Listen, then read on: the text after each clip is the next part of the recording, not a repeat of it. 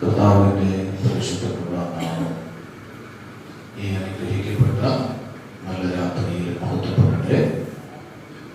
വീണ്ടും നമുക്ക് ഒരുമിച്ച് ഈ ദിനത്തിൽ ദൈവാലയത്തിൽ കൂടി വരുവാനും കർത്താവ് പറഞ്ഞതുപോലെ ദൈവാലയത്തിൽ ഞാൻ നിങ്ങളെ സന്തോഷിപ്പിക്കും എന്ന കർത്താവിൻ്റെ വാഗ്ദത്തങ്ങൾ ജീവിതത്തിൽ അനുഭവിക്കേണ്ടതിന് ഈ ആത്മീയ ശുശ്രൂഷ പരിശുദ്ധനായ ദൈവം നമുക്ക് നൽകിയതുകൊണ്ട് ഞാൻ ദൈവത്തെ വാഴ്ത്തുന്നു.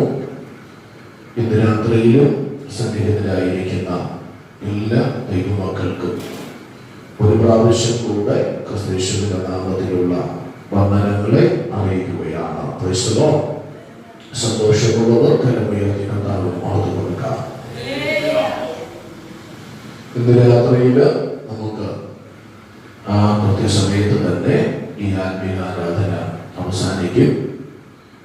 ദൈവം നമുക്ക് നൽകിയിരിക്കുന്ന പരിമിതമായ സമയത്തിനകത്ത് തിരുവെഴുത്തിലൂടെ കടന്നു പോകുവാൻ ദൈവാത്മാവ് നമുക്ക് കൃപ നൽകട്ടെ. വളരെ പ്രാർത്ഥനയോടെ ദൈവസന്നിധിയിൽ നോക്കിയിരിക്കാം. കഴിഞ്ഞ ദിവസങ്ങളിൽ നാം ചിന്തിച്ചു വരുന്ന വിഷയത്തെ തുടർന്ന് ഒന്ന് രണ്ട് കാര്യങ്ങളെ മാത്രം നിങ്ങളുടെ ശ്രദ്ധയിൽ കൊണ്ടുവരുവാനായിട്ടാണ് കർത്താവിൽ ആഗ്രഹിക്കുന്നത്. കർത്താവിൻ്റെ സഭ കർത്താവ് തൻ ഗംഭീരനാദത്തോടും പ്രധാന ദൂതന്റെ ശബ്ദത്തോടും ദൈവത്തിന്റെ കാഹളത്തോടും കൂടെ സ്വർഗ്ഗത്തിൽ നിന്ന് ഇറങ്ങി വന്ന വിശുദ്ധ സഭയെ ചേർത്തുകൊണ്ടുമ്പോൾ ദൈവസഭ ഒരുമിച്ച് മധ്യാകാശത്തിൽ ഒരു വിജയഘോഷം ആഘോഷിക്കുവാൻ പോകുന്നു. ആ വിജയഘോഷാനന്തരം മധ്യാകാശത്തിൽ കർത്താവ് തന്റെ സഭയെ എതിരേറ്റ് സ്വർഗീയ അനുഭവത്തിലേക്ക് നയിക്കും എന്ന ഭാഗമാണ് നമുക്ക് ചിന്തിപ്പാനായി കഴിയുന്നത്. ഇന്ന് രാത്രിയിൽ നാം വളരെ പ്രധാനമായി ധ്യാനിക്കാൻ താല്പര്യപ്പെടുന്നത് കർത്താവായ യേശുക്രിസ്തുവിന്റെ മടങ്ങി വരവുകൊണ്ട് പൂർത്തീകരിക്കപ്പെടേണ്ട അഥവാ സാധിക്കപ്പെടേണ്ട ചില കാര്യങ്ങളുണ്ട്. അത് എന്താണെന്ന് നമുക്ക് ചിന്തിക്കാം. അതിനോട് ചേർന്ന് പഴയ നിയമ വിശുദ്ധന്മാരുടെ ഉയർപ്പ് എപ്പോഴാണ് സംഭവിക്കുന്നത്? ദൈവസഭ ഇപ്പോൾ യേശുവിന്റെ രക്ഷകനായ കൃപാകാലഘട്ടത്തിൽ വസിക്കുന്ന ജനത്തോടു കൂടെയാണോ, അതോ പഴയ നിയമ കാലഘട്ടത്തിൽ ജീവിച്ചിരുന്ന വിശുദ്ധന്മാർക്ക് മറ്റേതെങ്കിലും ഒരു സമയത്തിൽ ഉയർപ്പുണ്ടോ? ഈ കാര്യങ്ങളൊക്കെ നമ്മുടെ ചിന്തയ്ക്ക് വിധേയപ്പെടുത്തേണ്ടതായിട്ടുണ്ട്. സമയം നമ്മെ ഏത് നിലയിൽ അനുവദിക്കുന്നോ ആ നിലയിൽ ഒരു ചില വസ്തുതകൾ നമുക്ക് തിരുവെഴുത്തിലൂടെ പഠിക്കാം. ക്രിസ്തുവിന്റെ വരവ് കൊണ്ട് സാധിക്കേണ്ട നിരവധിയായ വസ്തുതകളുണ്ട്. അതിൽ ഏറ്റവും പ്രധാനപ്പെട്ട ഒന്നാണ് നമ്മുടെ രക്ഷയുടെ പൂർത്തീകരണം എന്ന് പറയുന്നത്. എബ്രായ ലേഖനം 9-ാം അധ്യായം 28-ാമത്തെ വാക്യം നമ്മൾ പഠിക്കുമ്പോൾ അവിടെ തനിക്കായി കാത്ത് നിൽക്കുന്നവരുടെ പ്രത്യക്ഷതയ്ക്കായി അവൻ പാപം കൂടാതെ രണ്ടാമതും പ്രത്യക്ഷനാകും എന്നാണ് നമ്മൾ വായിക്കുന്നത്. ആ പദം വളരെ ശ്രദ്ധേയം. തനിക്കായി കാത്ത് നിൽക്കുന്നവരുടെ രക്ഷയ്ക്കായി. ഇപ്പോൾ നമ്മൾ എല്ലാവരും രക്ഷിക്കപ്പെട്ടവരാണ്. നമ്മുടെ രക്ഷ ഇതുവരെ എത്തിയിട്ടില്ല, പൂർത്തീകരിക്കപ്പെട്ടിട്ടില്ല. അത് പ്രോസസ്സിംഗിലാണ്, നടന്നുകൊണ്ടിരിക്കുകയാണ്. ഈ രക്ഷ പൂർത്തീകരിക്കപ്പെടുന്നത് കർത്താവിന്റെ വരവിങ്കലാണ്. എത്ര പേർക്ക് മനസ്സിലാവുന്നുണ്ട്? ഓക്കെ, ഈ രക്ഷയ്ക്ക് നമ്മൾ പ്രാപിച്ചിരിക്കുന്ന രക്ഷയ്ക്ക് പ്രധാനമായി 3 തലങ്ങളുണ്ട്. ഒന്ന്, രക്ഷിക്കപ്പെട്ടു, ഭൂതകാല രക്ഷ. 2, രക്ഷിക്കപ്പെട്ടുകൊണ്ടിരിക്കുന്നു, വർത്തമാനകാല രക്ഷ. മൂന്ന് രക്ഷിക്കപ്പെടും, അത് ഭാവികാല രക്ഷ. Praise the Lord. അപ്പോൾ വർത്തമാനകാല രക്ഷയും ഭൂതകാല രക്ഷയും ഭാവികാല രക്ഷയും, ഇങ്ങനെ മൂന്ന് പടികളാണ് ഈ രക്ഷയ്ക്ക് തിരുവചനത്തിലൂടെ നമുക്ക് മനസ്സിലാക്കുവാനായി കഴിയുന്നത്. എഫെസ്യർക്ക് എഴുതിയ ലേഖനം 2-ാം അധ്യായം നാം പഠിക്കുമ്പോൾ 5-8 വേദഭാഗങ്ങളിൽ ഒരു മനുഷ്യന് ഭൂതകാല രക്ഷ ലഭിക്കുന്നത് എങ്ങനെയാണ് എന്നതിനെ കുറിച്ച് വ്യക്തമാണ്.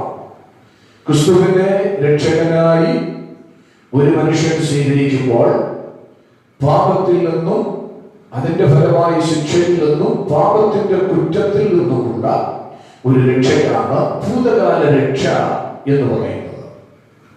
ഈ രക്ഷ നമുക്ക് എങ്ങനെ കൈവരിക്കുവാൻ കഴിയും?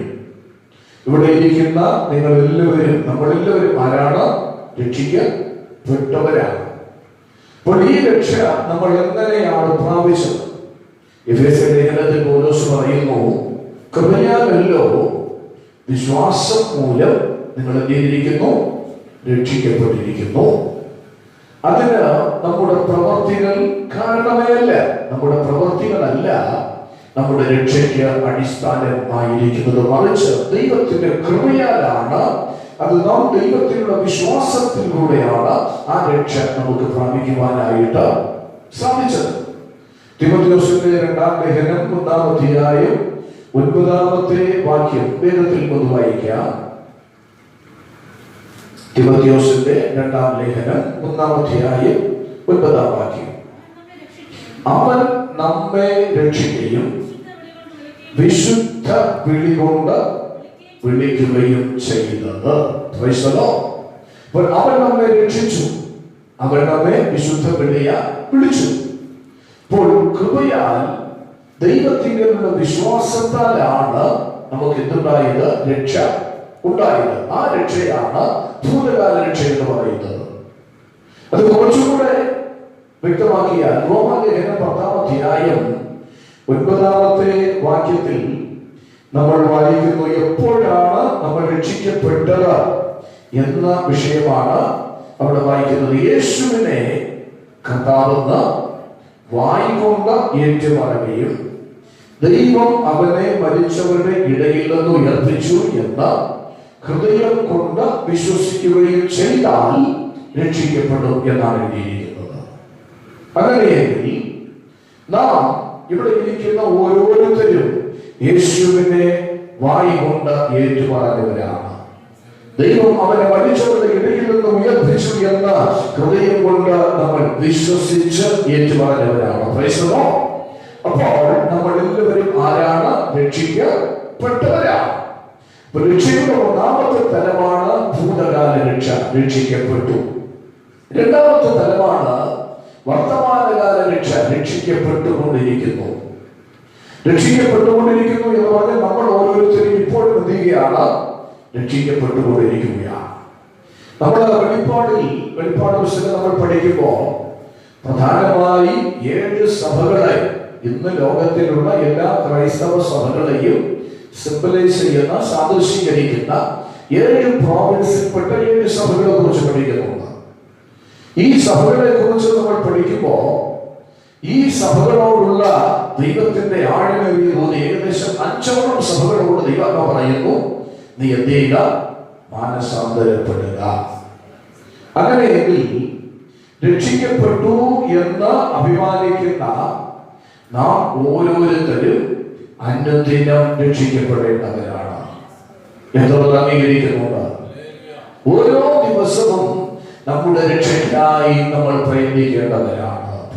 പൗലോസ് അപ്പോസ്തലൻ ഫിലിപ്പിയ ലേഖനത്തിലാണ് പറഞ്ഞിരിക്കുന്നത്.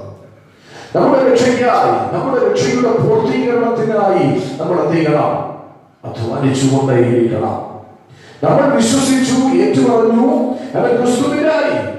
പക്ഷേ അവൻ ഇനി നമ്മൾ അനുദിന ജീവിതത്തിൽ ആ രക്ഷ പ്രായോഗികമാക്കിക്കൊണ്ടേയിരിക്കണം. 1-2 വാക്യങ്ങൾ വായിക്കാം. റോമാലേഖനം 6-ാം അധ്യായം 14-ാമത്തെ വാക്യം വായിക്കാമല്ലോ.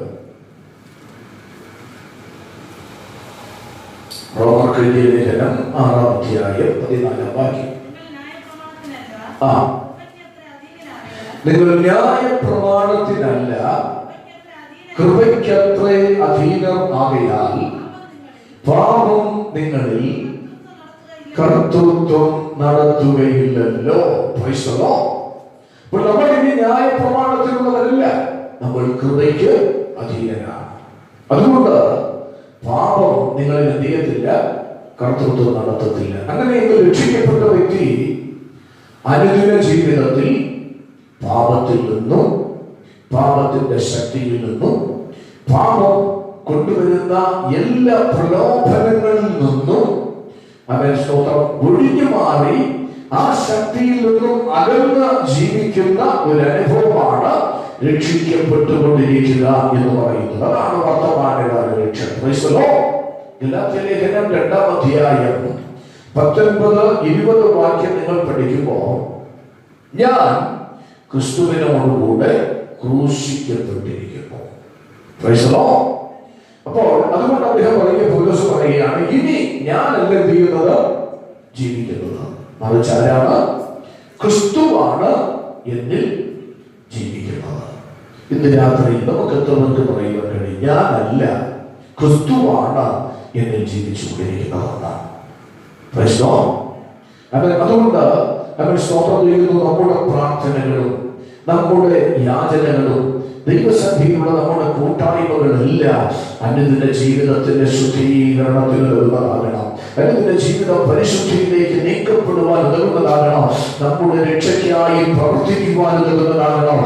നമ്മുടെ രക്ഷ ഇതുവരെ പൂർണ്ണമാക്കപ്പെട്ടിട്ടില്ല. വിശ്വാസത്താൽ കൃപയാൽ നമ്മൾ രക്ഷിക്കപ്പെട്ടു, ശരിയാണ്. പക്ഷെ ഇപ്പോൾ നാം ക്രിസ്തുവിനാൽ ക്രൂശിക്കപ്പെട്ടിരിക്കുകയാണ്.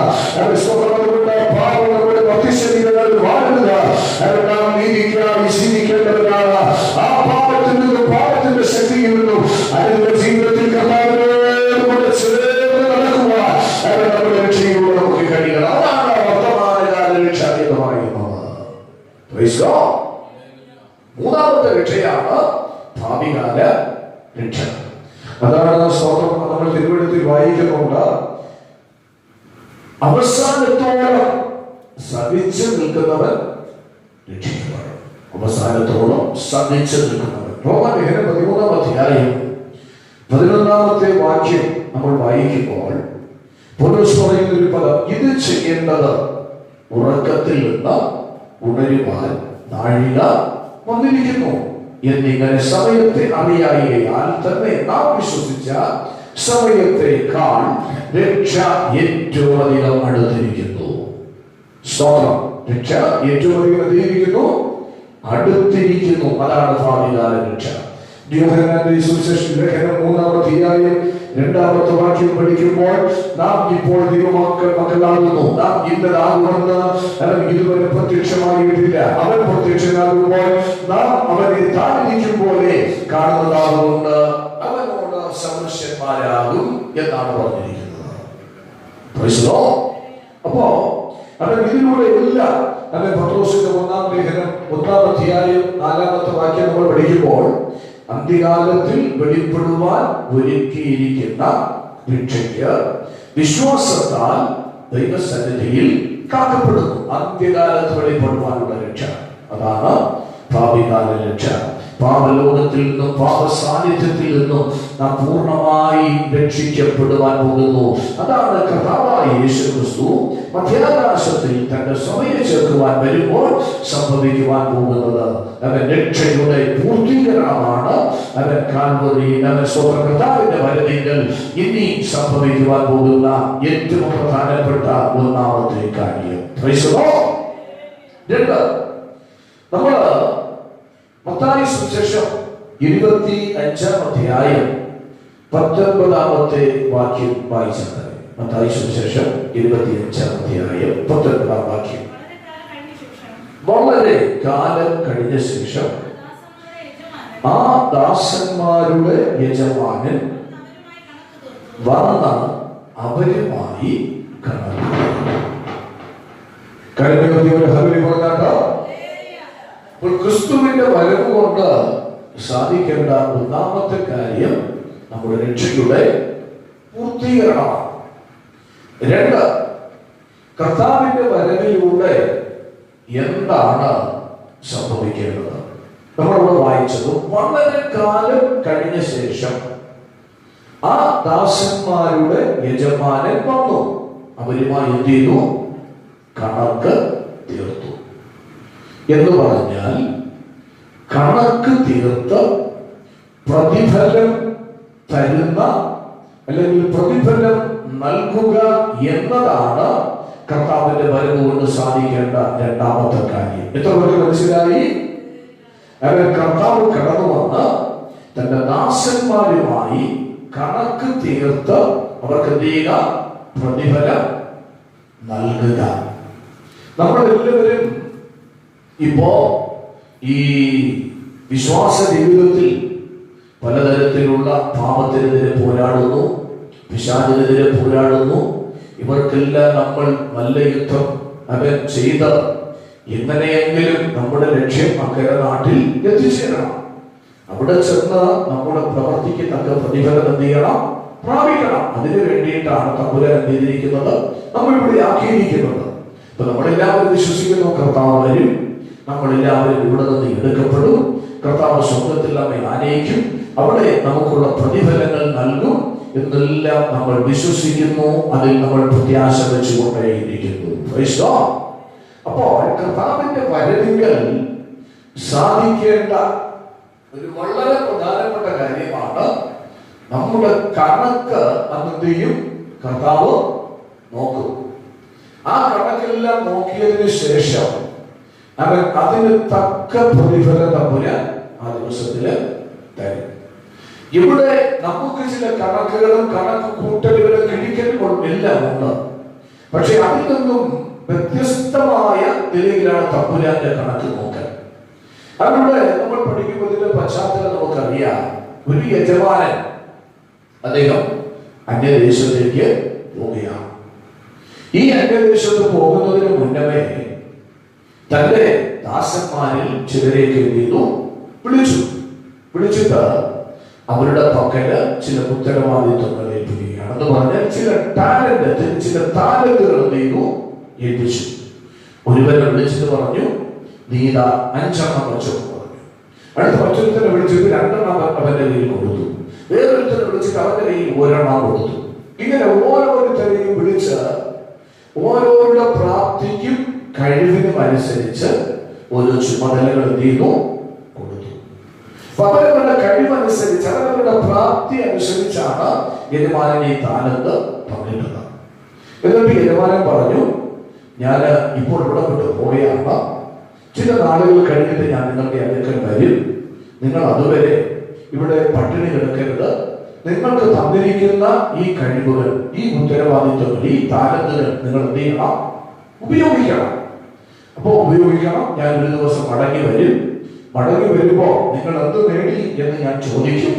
അപ്പോൾ നിങ്ങൾ കണക്കെല്ലാം ബോധിപ്പിക്കണമെന്ന് പറഞ്ഞിട്ട് യജമാനൻ ഇതെല്ലാം ഏൽപ്പിച്ചിട്ട് എന്ത് ചെയ്യുകയാണ്? അന്യനാട്ടിലേക്ക് പോയി. നമ്മൾ തിരിച്ചു പഠിക്കുമ്പോ അവൻ ചില ആണ്ടുകളൊക്കെ കഴിഞ്ഞു. ഈ യജമാനൻ അന്യനാട്ടിൽ നിന്ന് തന്റെ ദാസന്മാരുടെ അടുക്കൽ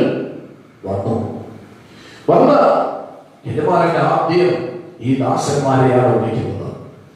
യജമാനൻ ദാസന്മാരെ ഓരോരുത്തരായി വിളിക്കുന്നുണ്ട്.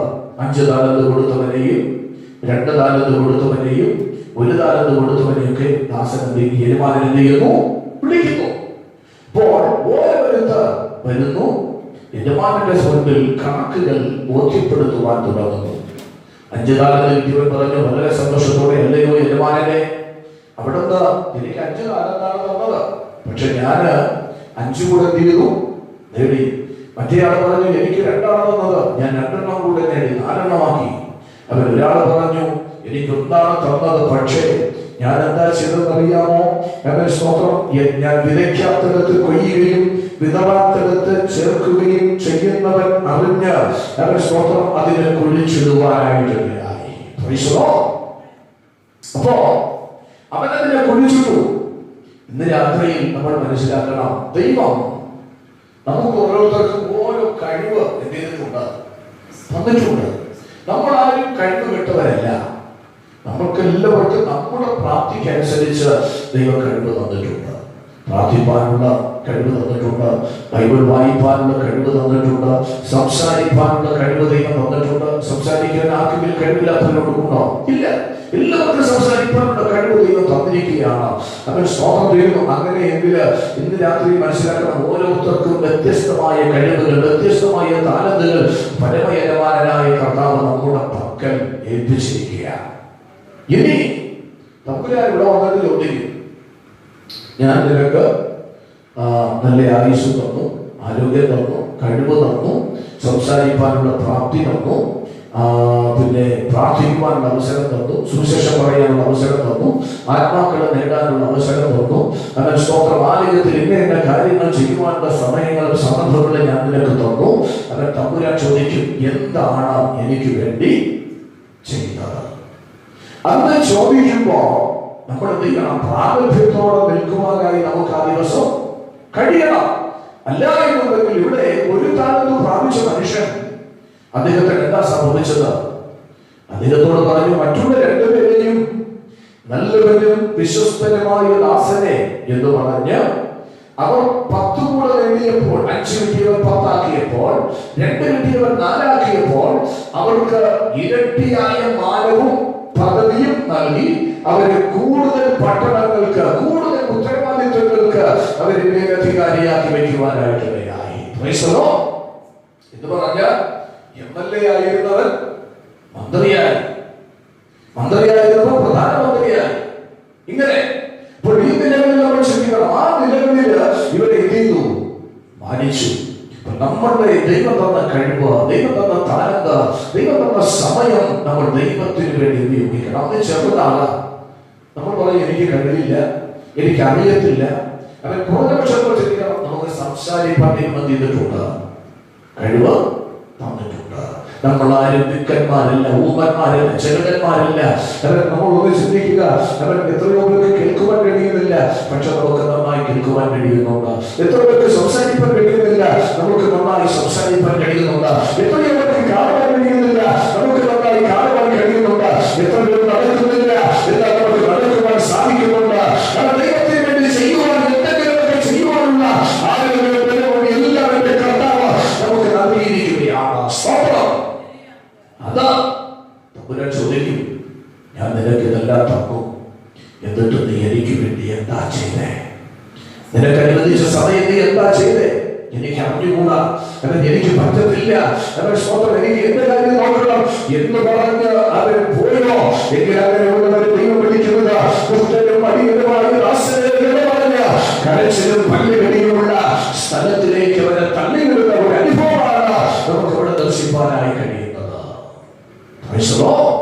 അങ്ങനെയെങ്കിൽ കർത്താവിന്റെ വരവിക്കൽ സംഭവിക്കേണ്ടത് 1, രക്ഷയുടെ പൂർത്തീകരണം, 2, കണക്ക് തീർത്ത ഓരോരുത്തരുടെ ഡ്യൂട്ടിക്ക് അനുസരിച്ച അവനവർ ഇവിടെ വെച്ച് ചെയ്ത സകലത്തിനും പ്രതിഫലം നൽകുക എന്ന വളരെ പ്രധാനമായ അടുത്തൊരു ഘട്ടമാണ് ക്രിസ്തുവിന്റെ വരവ് കൊണ്ട് സാധിക്കേണ്ട അടുത്ത കാര്യം.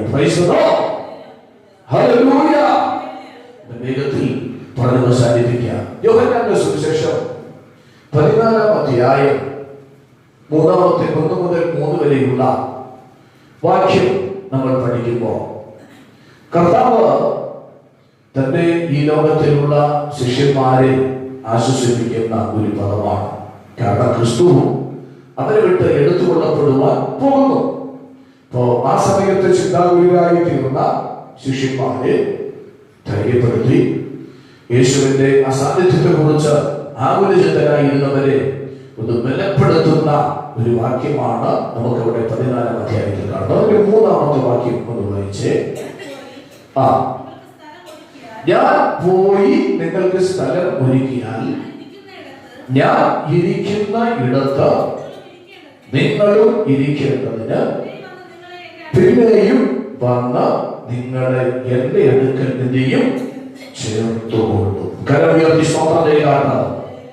അപ്പോൾ എന്തിനാണ് കർത്താവ് വരുന്നത്? കർത്താവിന്റെ വരവ് കൊണ്ട് സാധിക്കേണ്ട 3-ാമത്തെ കാര്യം എന്താ? ക്രിസ്തു താൻ ഇരിക്കുന്ന ഇടത്ത് നമ്മെ എന്ത് ചെയ്യുക? ഇരുത്തുക. ആ ഒറ്റ ലക്ഷ്യമാണ് ക്രിസ്തുവിന്റെ വരവ് കൊണ്ട് എന്ത് ചെയ്യേണ്ടത് ഇനി സാധിക്കാനുള്ളത്. നമുക്ക് ഇവിടെ ഒരുപക്ഷെ നിരവധി പരാതികൾ പറയാൻ കാണും.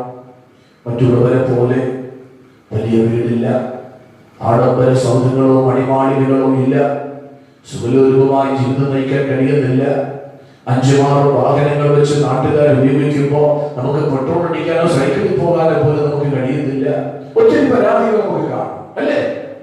പക്ഷേ എന്റെ കഥ പറയുകയാണ്, ഞാൻ നിങ്ങൾക്ക് സ്ഥലമൊരുക്കുവാൻ പോകുന്നു. എന്നിട്ട് ഞാൻ പോയി സ്ഥലം ഒരുക്കിയതിന് ശേഷം ഞാൻ ഇരിക്കുന്ന ഇടത്ത് നിങ്ങളെ ഇരുത്തേണ്ടതിന് പിന്നെയും വന്ന് നിങ്ങളെ എന്റെ അടുക്കൽ ചേർത്ത് കൊള്ളുവാനായിട്ട് കർത്താവ് വരുന്നത് എന്തിനെന്ന് ചോദിച്ചാൽ, അല്ലെങ്കിൽ അവിടുത്തെ വരവ് കൊണ്ട് പൂർത്തീകരിക്കപ്പെടേണ്ട സാധിക്കേണ്ട കാര്യം എന്താണെന്ന് ചോദിച്ചാൽ, കർത്താവിന്റെ അടുക്കൽ നമ്മെ ഇരുത്തുക എന്നതാണ്.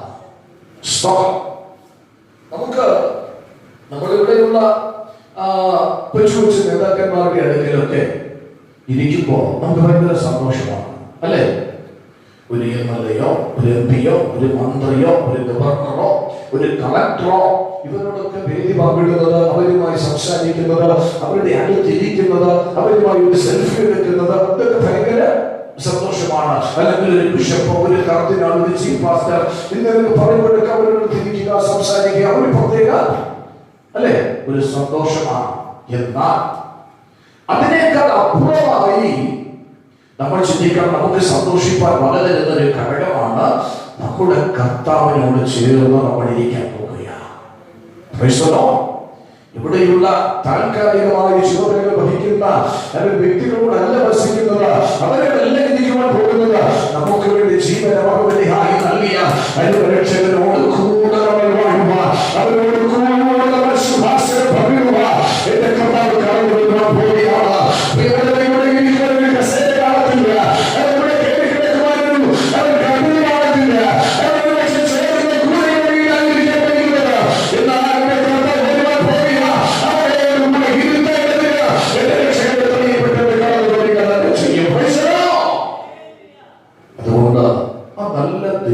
വേണ്ടി നമുക്ക് നമ്മൾ തന്നെ അവരവന് വേണ്ടി ഒന്ന് ഒരുക്കി ദൈവകൃപയിൽ നമുക്ക് ശക്തന്മാരായി തീരുവാൻ പരിശുദ്ധാത്മാവ് നമ്മെ സഹായിക്കട്ടെ.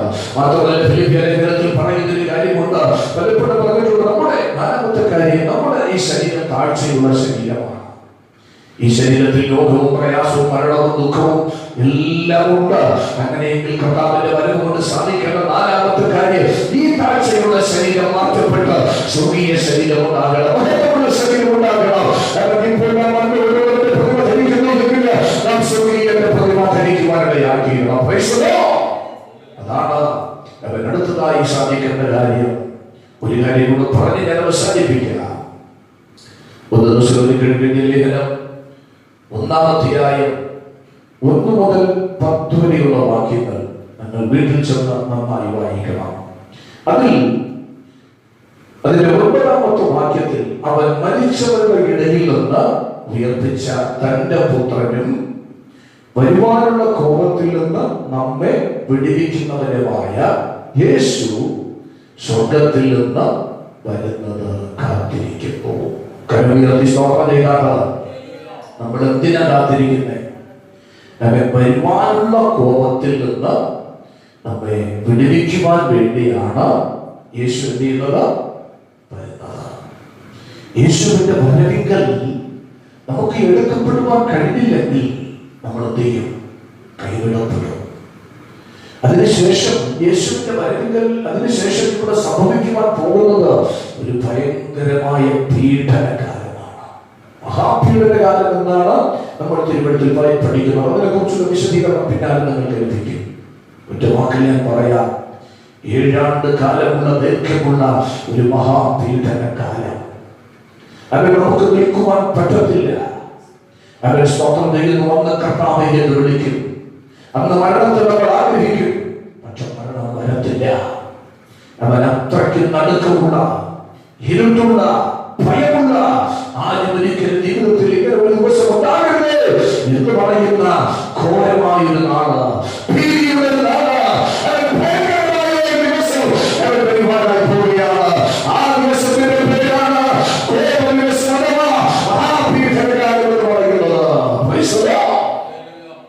എങ്കിൽ ദൈവമക്കളെ മഹാപീഡനത്തിൽ നിന്നും രക്ഷിക്കുക, ദൈവത്തിന്റെ കോപത്തിൽ നിന്നും യഹോവയുടെ ദിവസത്തിൽ നിന്നും അവരെ രക്ഷിക്കുക എന്നതിനു വേണ്ടിയാണ്, അല്ലെങ്കിൽ ആ വസ്തുത സാധിപ്പിക്കേണ്ടതിനാണ് എന്റെ കർത്താവ് തന്റെ സഭയെ ചേർക്കുവാനായി കടന്നു വരുന്നത്.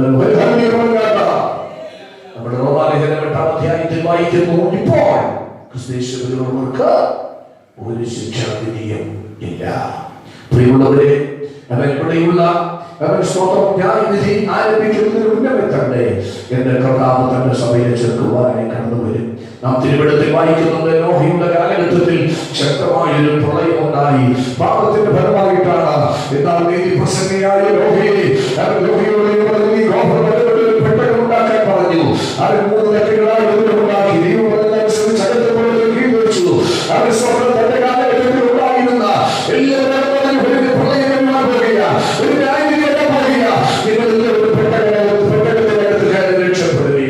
പലരും അവഗണിച്ചു. എന്നാൽ നീതി പ്രസംഗിയായ നോഹയെ പെട്ടകത്തിനകത്തുകൂടെ കയറി അത് രക്ഷപ്പെടുവാനിടയായി. അങ്ങനെ സത്യമാണ്. ഇവിടെ ഭയങ്കരമായ വരുവാൻ പോകുന്നുണ്ട്. ഈ പെട്ടകത്തിനകത്ത് അവൻ സഭയാകുന്ന പെട്ടകത്തിനകത്ത് ഏതുമാരുടെ അവസരമാണ് ഈ സഭയാകുന്ന പെട്ടകത്തിനകത്ത് കയറിയ ഒരു വ്യക്തി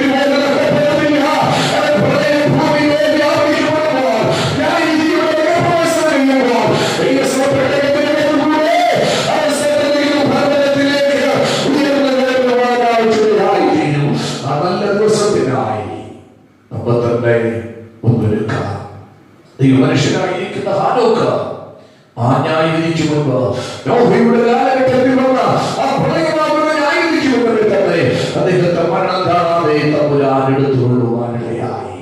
ഇന്ന് രാത്രിയിൽ നമ്മുടെ കർത്താവിനോട് പറയാം, നമുക്ക് പ്രാർത്ഥിക്കാം. കർത്താവേ, ആ ദിനത്തിൽ അവർ സ്വന്തം ശേഷിക്കാതെ നശിച്ചു പോകുന്ന ആ ദിനത്തില്ല, അവർ സ്വന്തമാക്കില്ല, ഞാൻ ഉൾപ്പെടുവാനിടയാകുക. അവിടെ ഇരിക്കുന്ന ചേർത്തുകൊള്ളതാം. എത്രയൊക്കെ പ്രാർത്ഥിക്കുവാനായി കഴിയും. ക്രിസ്തുവിന്റെ വരവ് കൊണ്ട് സാധിക്കേണ്ട ഒന്നാമത്തെ കാര്യം നമ്മുടെ ലക്ഷ്യങ്ങളെ പൂർത്തീകരണം. 2, നമ്മുടെ താഴ്ചയുള്ള ശരീരം മഹത്വമുള്ള ശരീരമായി തീരണം. 3, കണക്ക് നോക്കി പ്രതിഫലം തമ്പുരാൻ നൽകണം. 4, അവരുടെ കോപത്തിൽ നിന്ന് രക്ഷ ഉണ്ടാകണം. 5, കർത്താവ് ഇരിക്കുന്ന ഇടത്ത് നമ്മെ ഇരുത്തണം. ഇതാണ് ക്രിസ്തുവിന്റെ വരവ് കൊണ്ട് സാധിക്കേണ്ട കാര്യങ്ങൾ. ഈ കാര്യങ്ങൾക്കായി എന്റെ തമ്പുരാൻ എന്റെ ഇതുകളെയും ഒരുക്കട്ട വചനത്തിന് മുമ്പിൽ നമ്മെ സമർപ്പിക്കാം. എല്ലാ കണ്ണുകളും അടയട്ടെ, എല്ലാ ഉന്നതകാലുകളും അടയട്ടെ. ഉയരത്തിനെ കുറിച്ച് നമുക്ക് അടുത്ത ക്ലാസ്സുകളിൽ ധ്യാനിക്കാമല്ലോ. എല്ലാ കണ്ണുകളും അടയട്ടെ, എല്ലാ ഉന്നതകാലുകളും അടയട്ടെ.